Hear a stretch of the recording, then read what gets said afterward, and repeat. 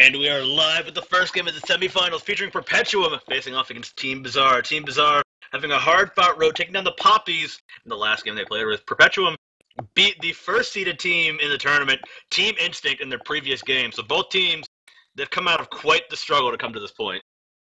Yeah, I mean, both teams, it's always a hard struggle to get this far in a tournament, especially when you consider how many times you could run into a mistake or have issues, or, I mean, just in general, there's a lot you have to overcome. But so far, these teams are looking pretty veteran in terms of how they like to ban. I mean, Hell, Circat, not a surprise, and neither is Janice nor Kepri. Yeah, but all just picks off the table here. Thor, the first blocking here for Perpetuum, going for that early aggressive jungle pressure here.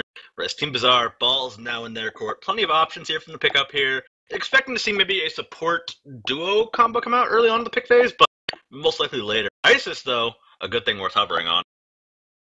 Yeah, Isis has been such a strong character in these last couple of weeks. I mean, she's been bringing such good teamfight presence with her circle protections, and her laning phase is pretty hard to top.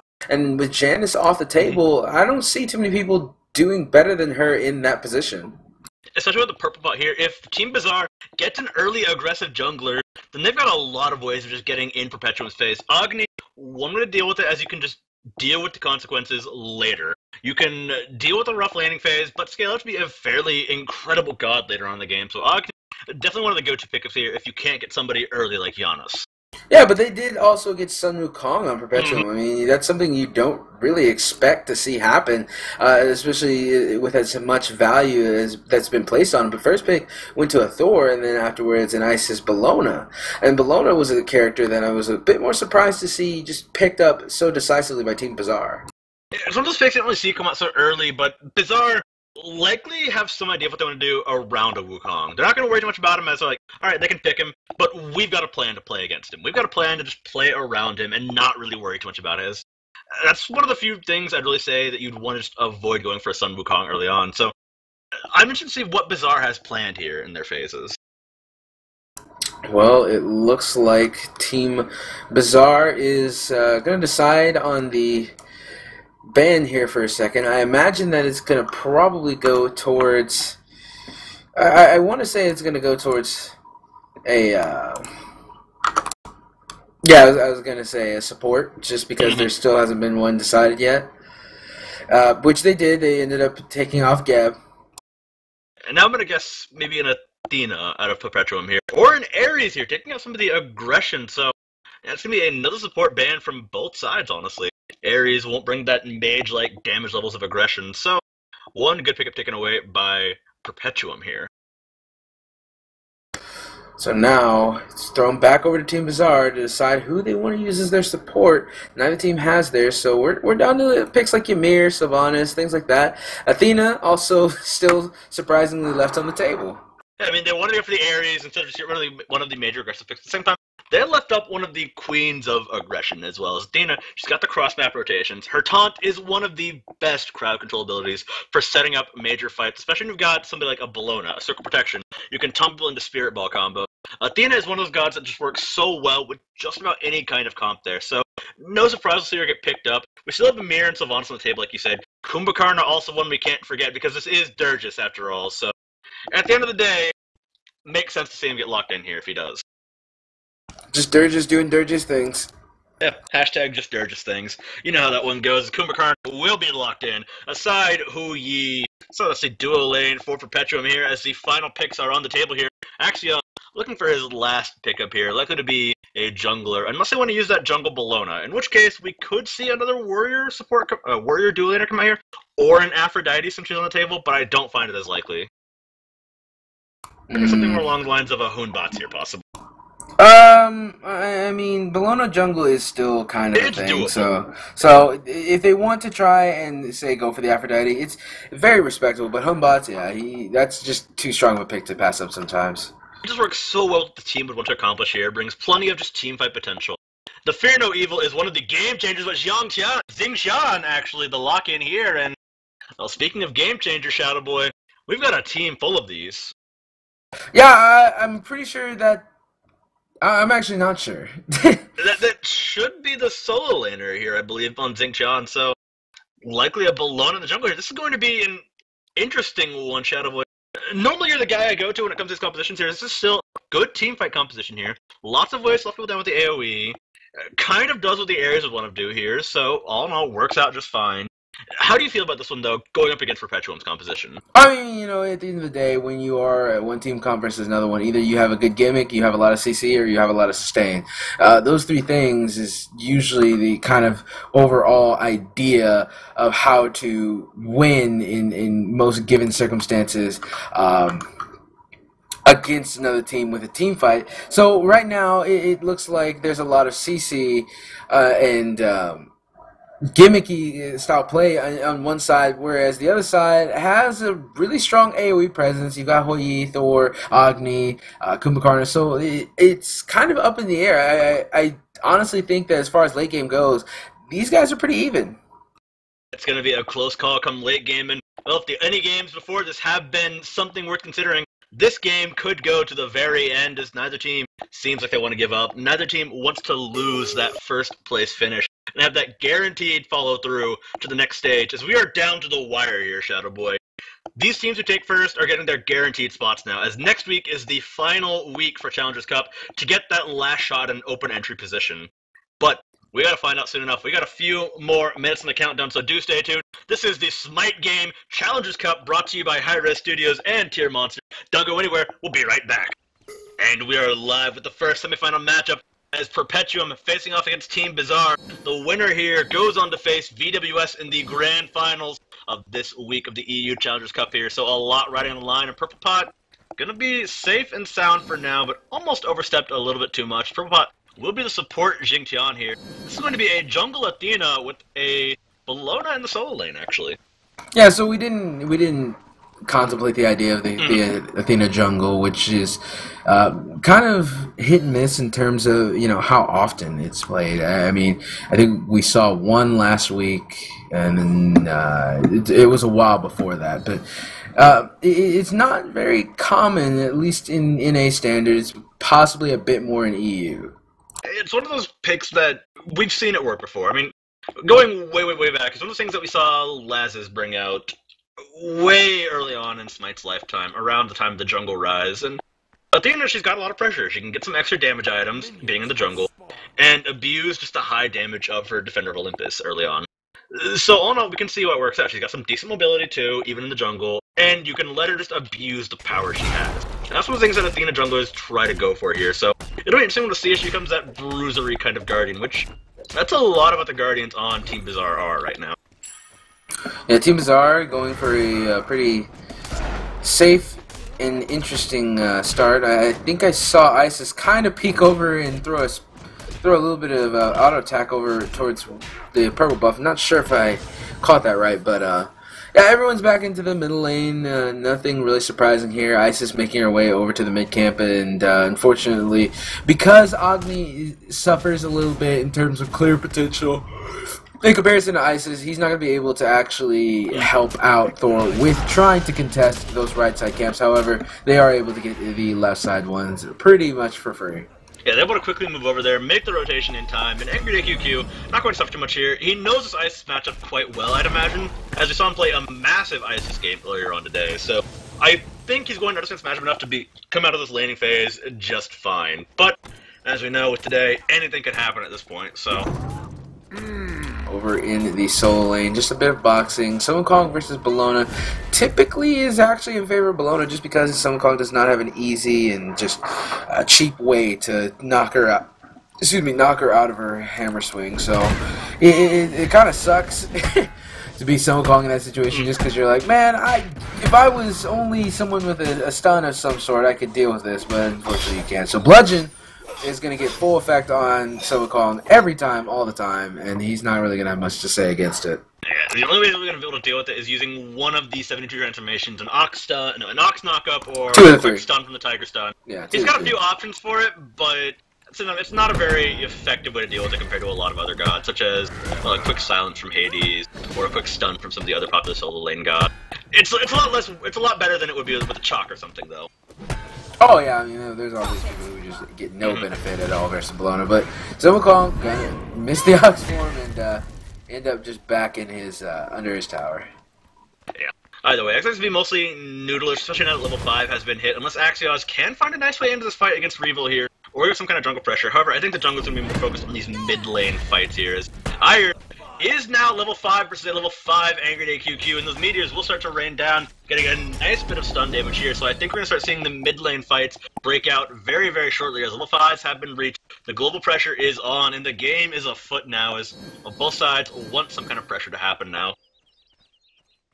Yeah, both sides still want to consider that first blood gold and experience. You don't want to necessarily give it over to the other team just because that's a huge mental momentum swing. It's something that I think most players favor. But a little bit of damage coming out of Isis and a bit of an exchange going on in the middle lane, but nothing really going to result from it. Just not enough damage yet to justify all inning on anybody. But Agni doing a good job of being Agni. Every time he gets a free bomb, make sure to land it on your opposing mid laner just to keep yourself a presence and as well give your jungler a good opportunity to gank when the time comes. And with Thor being level 6, Isis now has to be very conscious of the fact that every time Agni hits a bomb on her, it's getting closer and closer to the time period where Thor's just going to say screw it and ult her. Yeah, especially with the Noxious Fumes bomb combo being available for AngryDayQQ right now. They have so many ways to just catch an early fight here.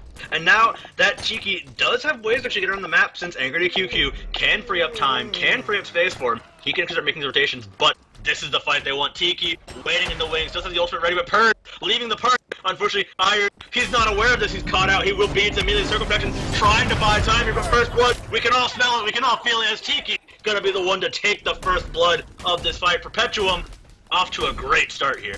I can't help but to feel that was a really poor ulti choice by Athena there. As soon as he went out, Athena went over to the dual lane, it was like immediately, alright, we're going right onto your Isis, and she was just left alone. No mana, no real answers. I mean, she threw down her ultimate, was able to survive a little bit, but I gotta think that if Athena had stuck around and not went for like the potential kill, or at least made sure that her Isis was safe, that could have been avoided. Yeah, Perpetuum were fishing for that play early on, so also that was a good call of communication there. They forced out the Athena ultimate by just buying trouble, forcing the play somewhere else, so Athena would be like, alright, we have pressure there, we have something that needs to be saved here, I have to teleport over there. And then they took advantage of that, Thor came crashing down, so he had been charging up his dunk, as Amble done, ahead of time in preparation for that. So all in all, I have to say Perpetuum pulled off a great bit of communication and mind games there, in all honesty.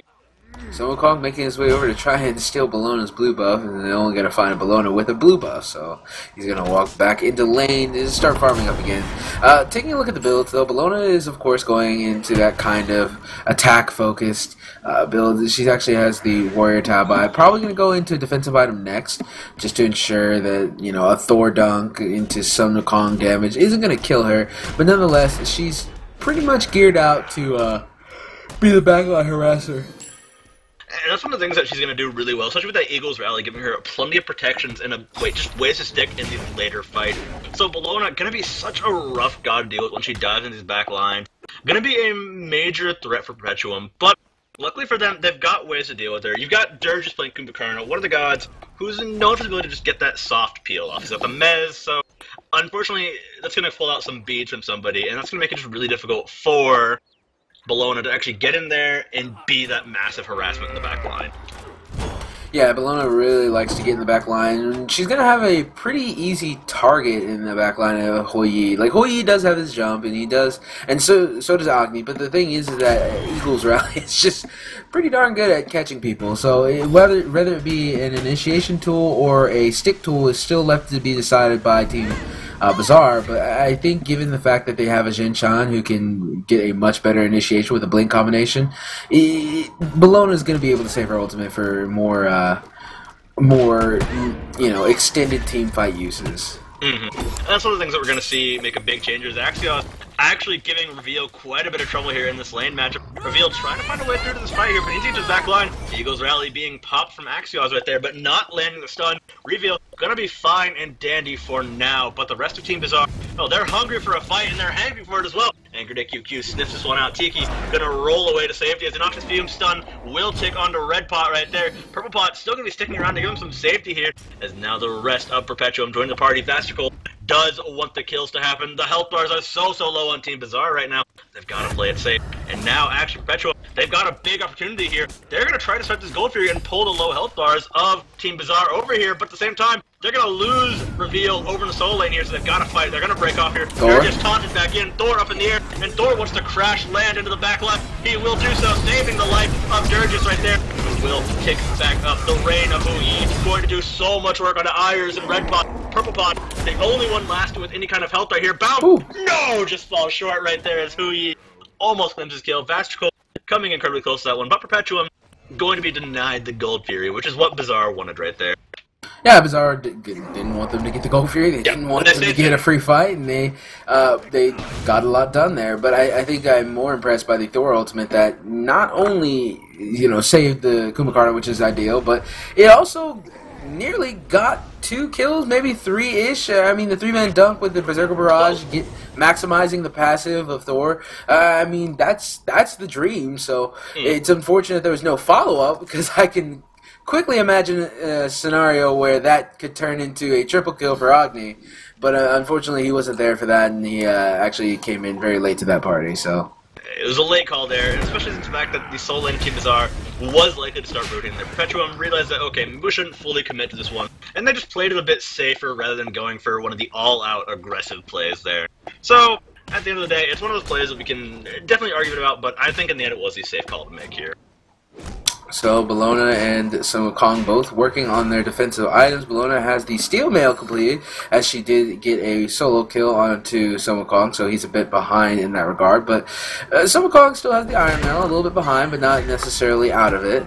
He's not going to be able to necessarily trade evenly with her, and she's always going to look for damage opportunities just because of how far ahead she is. But nonetheless, he's still relevant. Now he needs to get relevant over into the Gold Fury pit, because there's a fight coming out. Thor up in the air. Who's going to land on right onto the ice? He throws down the circle protection just in time. However, Agni Bomb not able to do the damage, but Dirgius' ultimate come down was enough to secure that kill. Meanwhile, Xing, no escape route. He's going to be taken out as well. And finally, Athena able to get out just before the snooze comes out, but Dirgius getting a double right there, so a big swing for Perpetuum right here. They're now locked in position for this Gold Fury here, but Axioz, he's hungry. He's got help, and he's going for the fight here. Beans come through. Eagles rally right into Dirgius right there. He's going for the back line, and Vastrakal, he's open. He's exposed. The bounce will land, though, so he's going to make his way out. They're locked in the middle of a giant death chamber there. That'll be RedPot picking up Tikkyy on the backside, but the health bar is Purdze and friends. They're so low.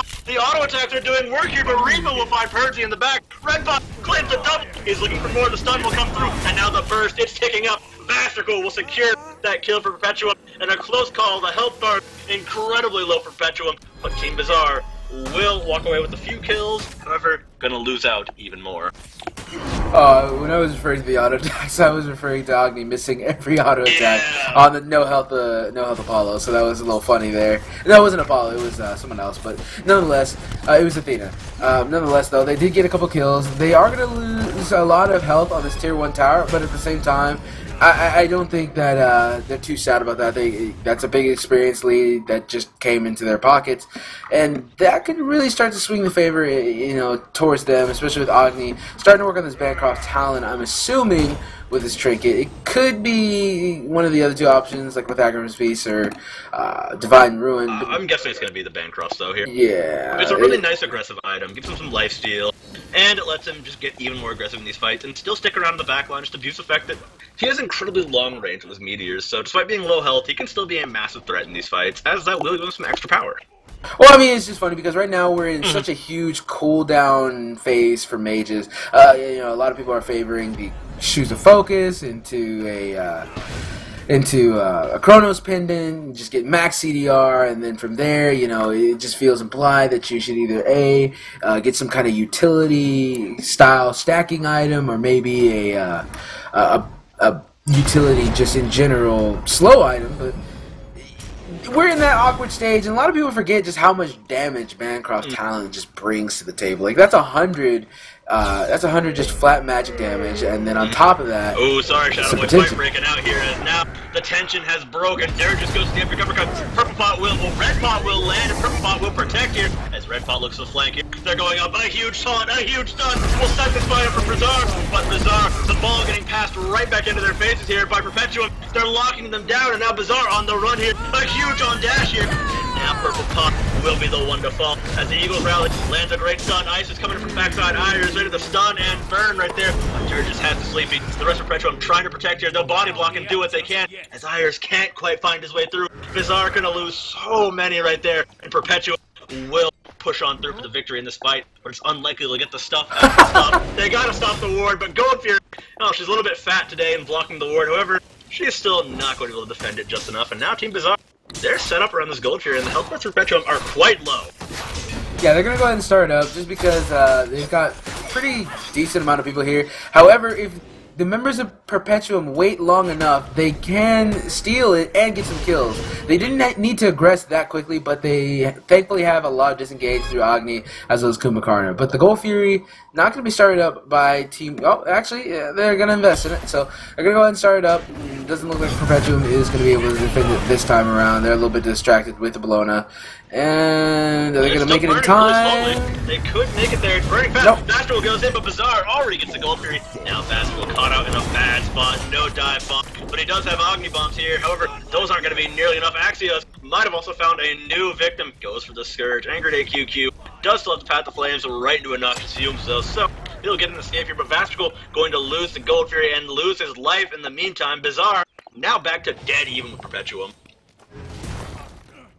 Let's see. So, if we take a look at the current standing of the game in terms of Perpetuum's play versus Team Bizarre's play, I think that Team Bizarre is a little bit behind in the sense that they're not actually playing that well in the team fighting regard.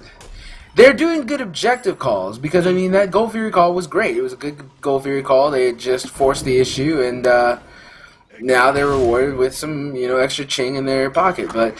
Now, there's also the issue of they haven't won outright any team fight so far. Yeah, their team fighting has been rather sloppy in all honesty, and one of the big reasons they're actually able to get away with that Gold Fury, which like you said, they're making great calls here.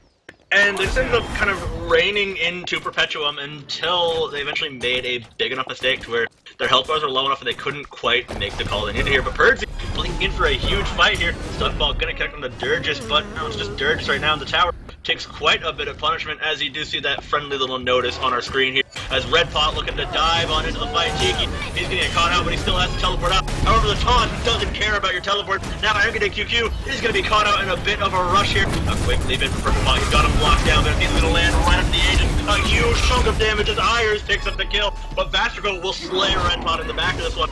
The agent is breaking off into the jungle as Purdze wants to find the fight here, but Vastrakal, he wants nothing of it. Will dive bomb away to safety, and a good call there. The bounce falling short on the Purdze there, so no damage done by that one. And now the siege begins as Bizarre ready to take this tower. They should be able to secure it if they act fast enough. Yeah, they're going to be able to get it. There's the TP. I'm not sure about that one. I'm really not sure about. Luckily, but... I don't know. Someone calling going for that TP was a bit really questionable. Risky. Yeah, questionable. Well, and he lost it. He lost the TP cooldown, so got nothing. Oh, so he TP'd over to right lane, but yeah, they lost the mid tower. No big deal for Perpetuum. Still have a bit of a experience tie. Not so much in the gold though. Gold 1.5k in favor of Team Bizarre. But the fact that the experience is still even means that they can still fight on pretty even terms with Team Bizarre. Especially since a 1,500 gold lead at the point in the game right now isn't too huge of a factor. It's all about the XP differential about now, and that's where we usually see games start to fall apart. And it's only until we get to about the 3,000, 4,000 gold differentials at this point, we're really start to see the massive item differences, unless the gold is really, really concentrated onto one person. In which case, yeah, some pretty big differentials in these early 1,000 gold leads. Just going over towards the solo lane, so Wukong is going to try and save his tower from taking a lot of damage. But over in the middle lane, it looks like the middle tier 1 tower is taking a bit too much damage, just from minions alone. That's actually just a couple of auto attacks away from death there. Just a couple of auto attacks, so they've got to play it safe and keep an eye out now. but this is money in the bank for Perpetuum if they do want to grab this case. But looks like Team Bizarre, they're going to keep their eyes on it and make sure they punish Perpetuum in case they try to make any plays towards it. Yeah, and I don't really think it's worth defending that hard. If you're in a situation where you can honestly end up just dying from going for it, you just let it go. But it looks like the only dying that might be happening is over in the middle lane. Agni able to escape, Thor not so much. He's probably going to fall here. Or maybe not. He might be able to escape. Nope, no, tries to go for the ultimate. Yeah, he tried to go for the ultimate as soon as he saw the Apollo, and it was not about to happen. So I applaud the effort. Unfortunately, Thor not able to escape there. Meanwhile, everyone is trying to make some kind of defense on Perpetuum on the middle lane, last remaining tower. I mean, it's going to be a bit difficult to do so, especially when Athena comes in with Blink Taunt, but still a little bit separated in the fight, and nothing really able to be achieved there. However, Jin Chan taken out by Agni, and now what looked like a good situation initially for Team Bizarre is turning into a horrible situation. Apollo going to be taken out by Angry Daddy and AngryDayQQ, and dealing so much damage right now. He's also going to get catch on to Purdze right there. That's going to be the one secured that kill, and now what looked like a bad play, like you said, Shadow, turns disastrous for Team Bizarre right there. Overstaying their welcome and being absolutely punished by Perpetuum right there.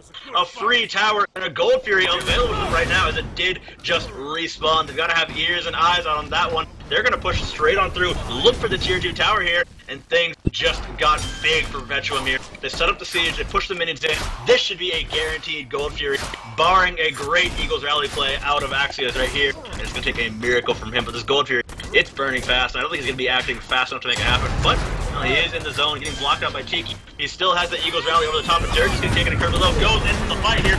Will have the Eagles rally to give him some safety here. Athena coming to land in as well. It's so low. Perpetuum actually uses the Gold Fury there in a close call, but Tikkyy loses his life actually. They need to be on the run. The health bars are way too low and way too risky. AngryDay in the middle of an agent, but right there comes the great ult from Xing that will lock him up. AngryDayQQ gonna fall as Reavel trying to buy as much time as possible. Will deal some hefty damage over to Axioz here, but here comes RedPot. He's ready to deal the damage and will live up to his name. Reavel in so much trouble, taunted back in, taunted into his death chamber, trying to survive. The minions are body blocking for him, and he will escape for a time being, but only for short few seconds. Reavel will fall in the end, and that'll be a kill going over the way of Team Bizarre, but the Gold Fury going Perpetuum's way. But for how long will it give the advantage? PurplePot needs to make his grand escape masterful. Almost gets taunted into a death zone right there, but will save his life and be fine for now. Still keeping up the hunt though. So I'm really confused by Team Bizarre because they make these weird initiations under turrets and I don't understand. So we saw, let's rewind a little bit to that last fight that Thor up in the air. He's going to come down on Apollo actually, so hold on a second. But Apollo able to use beads and get out just fine. But we saw Bizarre. Oh, they might actually get this Athena. Actually, she's going to dash away, so a little bit too hard to lock her down. But Bizarre had the initial initiation. They went under with Jin Chan. That didn't work out so well, so they backed off. And then Blink taunt from Athena, and then everyone was split up. There was no actual direct follow-up there. It was really sloppy, honestly. Team Bizarre is giving me really mixed signals about how they go about doing things. But they are going to get the tier 1 tower in the solo lane, and that's going to be a bit more gold in their pocket, which is very good for them, especially after they keep going up and down in experience and gold. I mean, this game, the team fights are very much like the way this game is going. Bizarre, they make a great play. It's like, oh my god, these guys are incredible. There's a very good reason they're here. And then they make a tower dive fight like that, giving the advantage back over. But then immediately following, they'll make another big series of plays and almost steal away a Gold Fury, but get a good fight off the back of it still to where the gold lead actually still trends in their favor. It's such a weird back and forth that they have here, and it's one of the things, like I said, Chad, just mixed signals from them right now. Yeah, so Vision being contested again on the Fire Giant. It is going to be in favor of Team Bizarre right now. So Wukong a little bit by himself, but Oxswarm is going to keep him nice and healthy, and he's just going to walk back. Taking a look at the builds, though, for a second. Bellona actually not going for attack speed, but rather more so attack focus in the essence that she has the heavy hammer now. So wanting to just slow down the enemy backline so that she can stick on them a little bit more successfully. But Team Bizarre are making their way over towards the Fire Giant pit. Apollo still split pushing his little heart out. And Wukong going to be sent over to ensure that Paul doesn't get too much out of that. He does have the teleport up and ready, so that's a smart call by the members of Perpetuum. Yeah, smart call by them, starting to abuse that Apollo push potential here. They know that he likes to join these fights. RedPot will show up, like it or not, wherever you want him to. So, all in all, Zar making some good calls here. Like I said, their objective calls have been on point. Their push calls have been on point, and their lane pressure working out in their favor quite nicely. The problem is that these team fights for them are very, very sloppy until the last second. So, let's just see if they're going to be able to shape up that problem here. As for Perpetuum, they're going to reach a point where they can start finding these fights and finding them quite well. So, they're going to be very reliant on RedPot to be split pushing well, and for them to actually find these team fights that work out for them on the side of Team Bizarre. Yeah, and we're going to have another Fire Giant dance of death as we saw last game. I feel like that's going to be what this game comes down to because, yeah, these team fights are a little scattered. However, I think if Team Bizarre has any more team fights like we've seen in the past, a couple of initiations, it could go very badly. So, oh yeah. But they do have the team composition to have a great team fight. I mean, beyond great. But here it comes. They're all going to invest onto this Bellona who got a little bit cheeky. She comes back down with the Eagles rally onto the entirety of the members of Perpetuum. But unfortunately, again, nobody really there to capitalize on any of this. And they're just going to be able to turn right back around and disengage on Perpetuum's side. Maybe catch out somebody who's a little bit too aggressive, but not enough damage coming out from the guys on Perpetuum just yet. There are so many tanky people on the side of Team Bizarre right now that it's so hard to land on the damage and land on the line here. Axioz actually rejoining the fight here as a great taunt coming through. It's locked into AiurZ damage per portion right there. Oh, AoE will come through. AiurZ sitting in the back line of this fight. Boom! Tikkyy will land and do plenty of damage, but forced to disengage here is AiurZ. He's still ticking on. Circle protection is no longer available, but Reavel will land right back where he landed. Team Bizarre actually have found the fight they want, and here comes the flank from RedPot, but he's not finding the damage. He pushed down the tower. Finally, they will find Reavel, and they will take him down as Axioz coming back into this fight. He teleported in from the brink of defeat, and he will push his team on through, and just like that, Team Bizarre execute the fight they need, and they're still looking for blood. Dirgius thrown into his death chamber right there, and now Tikkyy a little out of position. They need to keep the focus together, or else they're going to end up falling short here under this tower, but Axioz will keep his team from falling down here, going into this deep end of the fight, preventing the damage from coming on through, and keeping his teammates safe now. Dirgius back up and alive, but he's so low on health. They're trying to dive the Phoenix as well. PurplePot taking so much damage. Axioz as well. He tries to push on forward. PurplePot will get the kill, but Axioz, most likely next to fall, as AngryDayQQ will finish off PurplePot. Dashes on through. One tick of his dot will finish it off. They still get the Phoenix in the back lines on the side of Team Bizarre. They're looking for more than a great man from Kumbhakarna right there, as AngryDayQQ will slip behind his sight. He's abusing the CC right. He finds a meteor on the RedPot and will force them back there. A 3-for-2 right there in favor of Perpetuum, but Team Bizarre get the Phoenix, they get the towers, they've got a huge lead right now, and the flank will come through from Reavel. They're not done yet, oh, the taunt gonna catch, and will save AiurZ's life here. This should be the disengagement for Perpetuum, but Team Bizarre show no signs of letting up. Yeah, it looks like he really wants to go for this, but taunt again is going to ensure the survival of both members of Team Bizarre, and that's just going to leave a salty taste in Perpetuum's mouth, as they really look like they want to invest a lot into getting that ISIS. But I like this call. Perpetuum going for the Fire Giant here. They just sent back a couple of members of Team Bizarre, and they're just going to go ahead and all in onto this Fire Giant, see what they can get. And like I said, Shadowwave victory always goes to the bold in these games, and the bold play will always be the Fire Giant, especially in this case. All members of Team Bizarre back up. They know what's happening. PurplePot moving in for the fight here. He will be bringing Athena crashing down. This could be bad. They're staying in position around the Fire Giant. It's doing so much damage to everybody involved in this fight. It hasn't quite reset yet. It's still to reset.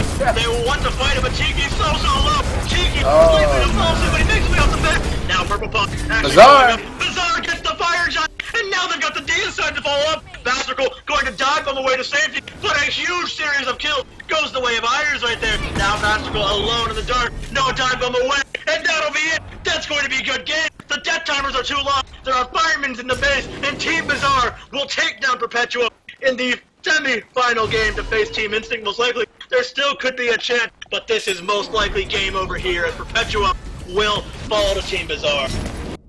You know, I think that is probably the funniest way that game could have ended, because it was funny because the Fire Giant, they started and then it was like, okay, we need to get off of it, but then, somebody still stuck around and got back on it, and then there's like, oh, wait, crap, and then it just kept going back and forth. Bellona jumped in on it, and all of a sudden, but Team Bizarre gets the Fire Giant. Perpetuum was just like, okay, well, I guess that's the end of that.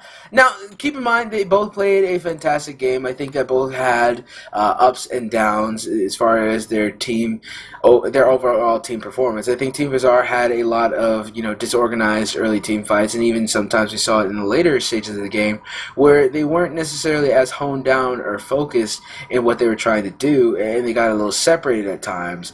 But on the flip side, I feel like Perpetuum, they had a lot of individuals that didn't necessarily get off the way they wanted them to. So, for example, Sun Wukong and Thor both had a hard time. Sun Wukong obviously had a hard time dealing with Bellona.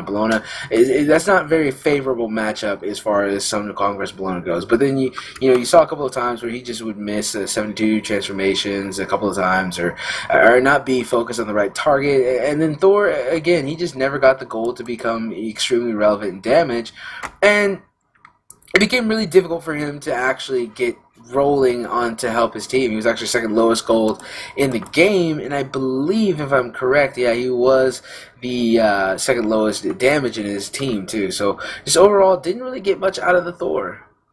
Yeah, it's very unfortunate, and like I said, Sean, that was just a kind of funny way to end the game. Definitely they wanted to reset it here, but they couldn't quite make the call, and at the end of the day, unfortunately, indecisiveness will put an end to your challenger dreams. But at the same time, we will see Perpetuum moving on towards the third place matchup, but we've got to move on with the teams that won. We move on with Team Bizarre facing off against VWS in the grand finals of the EU Challengers Cup. This should be a big and good one, ladies and gentlemen, so don't go anywhere. We'll be right back with more Challengers Cup action.